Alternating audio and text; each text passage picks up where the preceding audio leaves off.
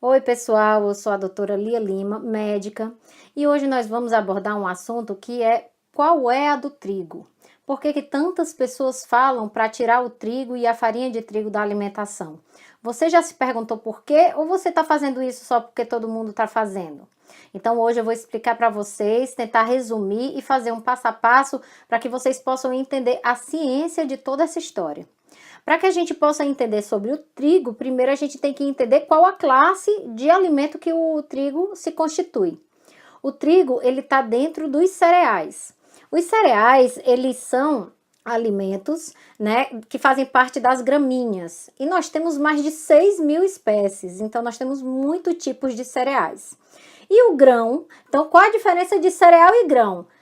O cereal, ele é uma planta. E o grão é a semente dessa planta. Então vejam, o grão e cereal, eles são a mesma coisa. Simplesmente um já é a planta e o outro é o bebezinho, que é o grão. Mas quando nós falamos grãos e cereais, nós estamos nos referindo às classes das gramíneas. Mais de 6.000 tipos, e quais seriam eles, né? Nós temos o trigo, a cevada, nós temos também o centeio, a aveia.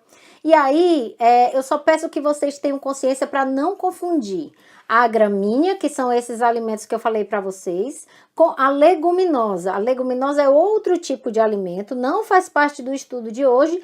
E alguns tipos de leguminosa, nós temos o feijão, a ervilha, o amendoim. Então, essa classe, ela é diferente porque ela se constitui de ingredientes, de nutrientes, não é ingrediente, de nutrientes de propriedades diferentes. Quanto à constituição do cereal, de que ele seria constituído? Ele é constituído, você deve responder, doutora, isso é muito fácil. Os cereais, eles são ricos em carboidratos, correto. Mas alguém já te disse que eles também têm proteína? Sim, eles têm proteínas. Quem disse que eles não têm proteína? Agora, certamente, a porcentagem de carboidrato que ele possui é muito maior do que a porcentagem de proteína. No caso da farinha de trigo ou trigo, ele tem 80% da sua estrutura é constituída de carboidrato.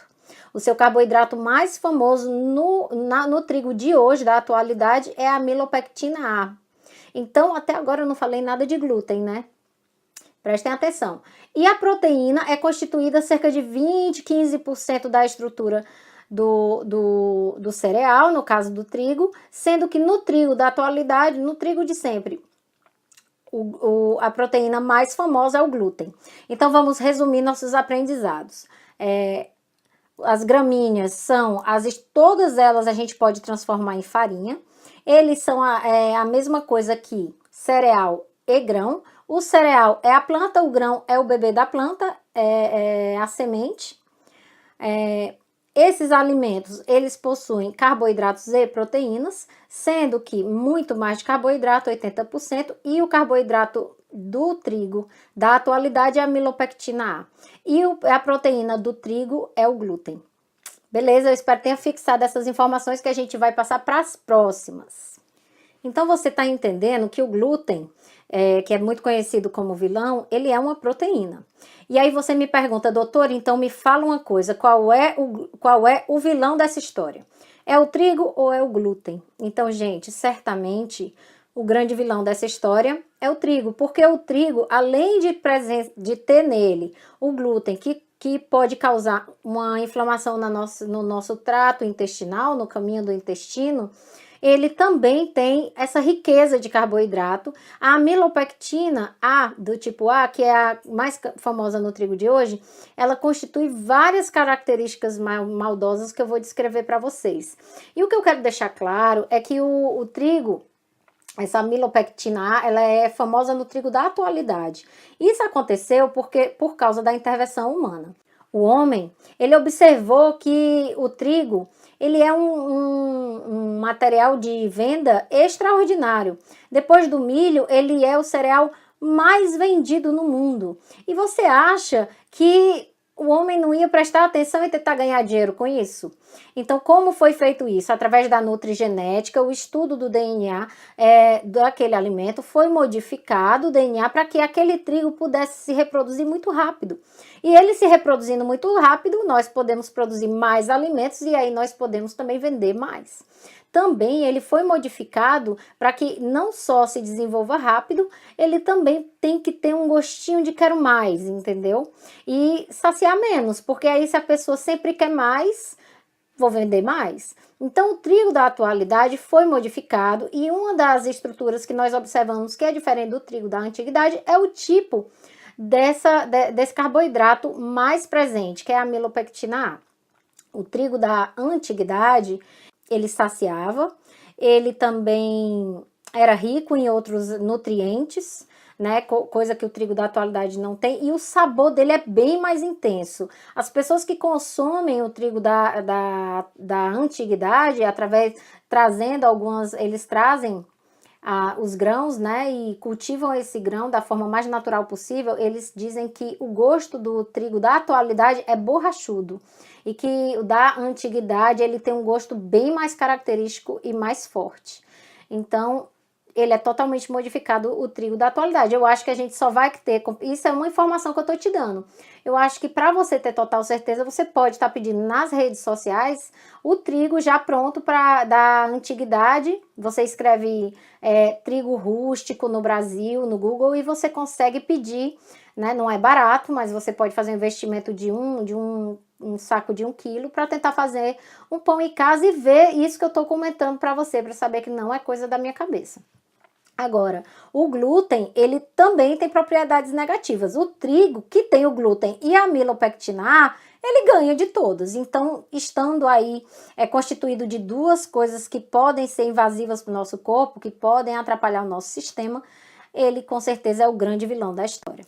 Então, vamos falar da amilopectina A. Eu já expliquei para vocês que a amilopectina A é o carboidrato que está lá, mais constituído que está lá no trigo da atualidade. Os carboidratos, no caso da amilopectina A, é um tipo de carboidrato simples. O que é isso? Carboidrato simples é quando ele tem uma molécula tão pequena, tão simples, que é fácil da insulina destruir ela e transformá-la em glicose. Não precisa ser insulina, pode ser também enzimas digestivas e transformá-la em glicose. A insulina, na verdade, ela vai pegar essa glicose e colocar dentro das células. Quando um alimento ele tem elevado índice glicêmico, vocês conseguem entender quando eu falo sobre índice glicêmico? Índice glicêmico é uma característica muito importante dos carboidratos. Eu avalio quanto aquele alimento consegue aumentar a glicose na corrente sanguínea. Então, se aquele alimento aumenta mais do que a própria glicose que está na corrente sanguínea, que é a base de 100, se ela aumentar mais que isso, nós consideramos que aquele alimento, todos têm a mesma porção de ingestão. Vamos supor, 100 gramas, ingerir 100 gramas de determinado alimento. Se ele conseguiu subir a glicemia mais que 100, ele tem alto índice glicêmico. Se ele não subiu a glicemia acima de 100, significa que ele tem baixo índice glicêmico. Então, seria o índice que ele consegue, a quantidade e a velocidade que ele consegue aumentar a glicemia na corrente sanguínea. Então, se eu aumento a glicose na corrente sanguínea, quem é que é liberado pela quantidade de glicose? A insulina. Então, toda vida que aumenta a quantidade de glicose na corrente sanguínea através da digestão e quebra de carboidratos, sendo que os carboidratos simples têm uma quebra muito rápida e os carboidratos complexos uma quebra muito lenta, então, muito provavelmente, carboidratos simples têm índice de glicêmicos maiores, porque rapidamente conseguem aumentar a glicose na corrente sanguínea e carboidratos complexos, como são mais difíceis de digerir, eles provavelmente têm índices glicêmicos menores, né? Eles vão aumentando a glicemia mais lentamente. O que acontece com essa insulina? A insulina, ela é liberada para poder ver o que vai fazer com aquela glicose. Se a glicose está precisando ser utilizada como fonte de energia, ele bota para dentro das células. Mas se a gente ingeriu demais, o que ela vai fazer? Ela vai guardar. E aí, ou seja, o excesso de insulina no corpo predispõe, significa que eu estou tendo um excesso de oferta de glicose. Esse excesso de oferta de glicose, provavelmente através da alimentação, vai fazer muita insulina. E essa muita insulina vai ter que dar um jeito de guardar essa glicose. Vai guardar onde? No local de armazenamento barriga. Então é por isso que existe o livro Barriga de Trigo, que fala justamente que se a gente ingere muito trigo, a gente vai ter muita oferta de glicose, a insulina vai ter que dar um jeito nisso e vai depositar a barriga na barriga, fazendo aquela barriguinha saliente. Mas por que o trigo ele estaria relacionado, ele é ou não é um carboidrato de alto índice glicêmico? Sim, ele é um carboidrato simples, mas foi visto que a amilopectina A tem um índice glicêmico mais alto do que o próprio açúcar que utilizamos em casa. Então, se eu utilizar 100 gramas de açúcar para adoçar determinado alimento, ou utilizar 100 gramas de trigo, eu consigo aumentar minha glicemia muito mais com o trigo, com o pão, do que com aquela bebida adoçada com açúcar que a gente pensa que é tão maléfico. É maléfico também, ele tem alto índice glicêmico, a sacarose, que é o açúcar né, refinado, industrializado.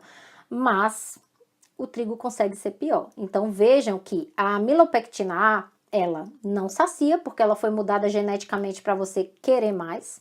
Ela tem um alto índice glicêmico, tendo alto índice glicêmico, altas liberações de insulina, causando depósito desse excesso de gordura que é ofertado na barriga. Só que você não está saciado, ainda tem aquele gostinho de quero mais, e o que você vai fazer? Come mais. E aí começa um ciclo vicioso que às vezes, assim, ainda não existe nenhuma ciência que prova que isso é um comportamento vicioso, mas diga pra mim se quando você corta o pão, quem é que não sonha com um pãozinho? Quem é que não tem vontade de comer uma pizza? Quem é que não apresenta um certo comportamento de abstinência? Então, na clínica, ou às vezes, até em casa, a gente já nota, não, isso aqui não parece normal, isso parece uma doença que eu tenho, e realmente é. Porque é esse ciclo vicioso que faz a gente ter esse comportamento muito parecido com o vício. Então, agora vamos falar do glúten, né? O glúten ela é a proteína do trigo. Acredita-se que o glúten da atualidade também seja geneticamente modificado e que a ingesta de glúten ele pode causar uma inflamação leve em todas as pessoas. E que pessoas que chegam a ter essa inflamação de forma muito brusca, aí elas vão sim desenvolver uma doença chamada doença celíaca. A doença celíaca é uma imunidade que você confere, é uma imunidade que você produz contra o glúten. Então, o tratamento é simples, apesar simples de responder, mas muito difícil de praticar, que é a cessação total de glúten. Acontece que o glúten é quem faz a liga dos alimentos. Então, sem o glúten não tem a liga. Se eu usar outras farinhas que não tenham glúten, para tentar fazer algum tipo de alimento, eles se esfarelam pela ausência do glúten. Então, o glúten é que faz aquele pãozinho ficar ligadinho, é quando a gente puxa a pizza e faz aquela massa, né, de mastigar. E eu digo mais, ainda está também como forma de manipulação de vários alimentos. Então, vários alimentos contêm glúten para que eles fiquem ligados, né? E você nem sabe que tem. Então, pessoas que sofrem de doença celíaca descobrem rapidamente onde tem glúten. E eles vêm falar pra gente, olha, nessa informação nutricional desse alimento, ele não fala que tem um glúten. Para que seja registrado que contém o glúten, precisa ter a partir de determinada quantidade naquele alimento. Então, mesmo em pequenas quantidades, às vezes não é necessário ser registrado pelo sistema de vigilância. Então, a pessoa que tem a sensibilidade, ela descobre o glúten independente de estar registrado ou não. E pode acreditar, tem em muito mais coisas do que você imagina. Então, o que se acredita é que todas as pessoas possam ter uma leve sensibilidade, porque ele é um componente inflamatório. Nós consumimos um alimento que é geneticamente modificado e inflamatório. Algumas pessoas desenvolvem a doença e não aceitam glúten de jeito nenhum. Mas a maioria das pessoas tem essa sensibilidade muito leve e a inflamação fica só no local do intestino. O que acredita-se também que a presença do glúten inibe na nossa flora intestinal a produzir a serotonina. Então está muito relacionado com a alteração do humor, o uso excessivo de alimentos ricos em glúten.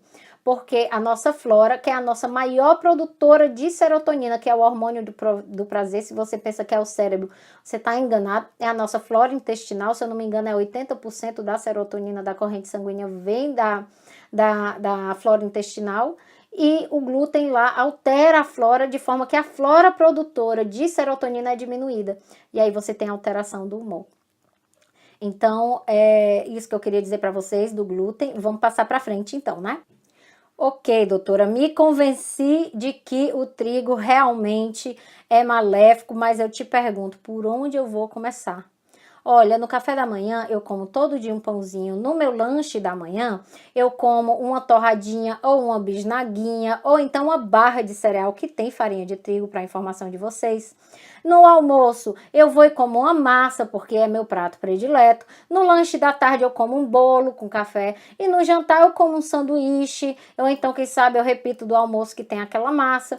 E antes de dormir, enfim, come um ovo com a torradinha embaixo. Então, o que eu quero dizer para vocês é que praticamente todas as refeições, se você parar para se olhar e observar, se você já faz mudanças alimentares, eu tenho certeza que você já passou por essa autoobservação.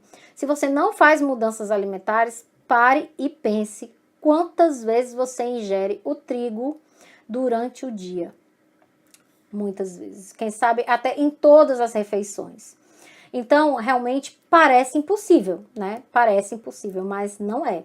Se você começar evitando os alimentos industrializados da prateleira dos supermercados, você já está acessando o trigo.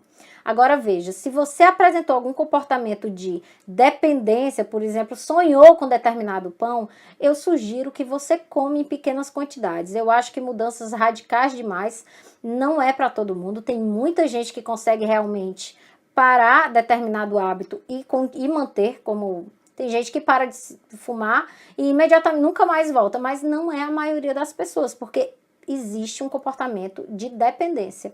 Então, se houver algum comportamento de dependência, você notar, se dê o luxo de consumi-lo. Por quê? Porque pode acontecer de você simplesmente não aguentar toda essa restrição e de repente entrar em compulsão e comer mais do que devia. Então, vai com calma, vai dando os passos, vai modificando. Por exemplo, se no lanche da manhã você consome uma bisnaguinha com requeijão, troca por uma fruta, troca por alimentos que são não industrializados, porque a chance dele ter trigo é muito pequena. Industrializados, pode ter certeza, mesmo que não tenha descrito, vai ter farinha de trigo. É muito maior a chance de ter do que não ter. Então, você começando a tirar os industrializados dos seus hábitos alimentares, você já está fazendo restrição de trigo. E você pode, sim, começar fazendo de segunda a sexta, sábado e domingo não fazendo. E aí, com o tempo, sempre se prometendo de que vai conseguir mais e mais. A cada vez mais ficar mais independente desse trigo. Você já começando com pequenas mudanças, você vai chegar numa vida totalmente sem trigo e vai ver que não é tão impossível assim. No café da manhã você pode comer um ovo e não necessariamente botar uma torrada. Você pode comer um ovo e temperar aquele ovo, um omelete, temperar com vários ingredientes da natureza. Ou se você quer cessar o trigo, mas quer comer um carboidrato, você pode comer uma tapioca ou uma aveia. A aveia, ela é também um grão, né? Ele tem glúten, mas não tem a origem do trigo do mesmo carboidrato, mas tem o glúten. Isso fica a critério de cada um. Quem não tem a doença e consome pouco glúten, tudo bem. Consumir a aveia em pequenas quantidades também não vai ter problema. Se você não tem a doença, o que importa é reduzir. Você reduzindo, o que você vai notar com isso? Quais os benefícios? Primeira coisa, você vai emagrecer. Isso não tem dúvida.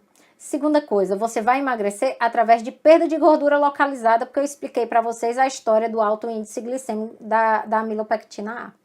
Você vai ficar mais disposto, porque aquela inflamação intestinal vai ser diminuída, o seu humor vai estar aumentado por causa da serotonina, e você com um humor melhor, você tem melhor disposição. O funcionamento intestinal e a diminuição da intoxicação local vai te fazer se sentir muito mais disposto. Então, fica a dica para vocês, são muitos benefícios que a gente consegue retirando o trigo.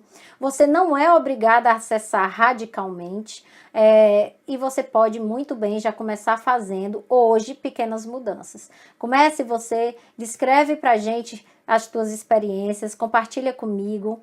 Você que já faz a restrição da farinha de trigo, fala aqui para as outras pessoas para a gente poder incentivar realmente as grandes mudanças e as grandes vantagens dessa mudança. A gente não está falando aqui para ninguém cessar nada e fazer nenhum comportamento radical, mas vocês vão ver que sim, cessando industrializados e começando pelo trigo, você já está fazendo a melhor escolha. Um beijo, boa saúde para você, boa nova vida. Comece agora e compartilha com a gente, compartilha esse vídeo para que outras pessoas possam ganhar esse conhecimento. Até a próxima, um beijo.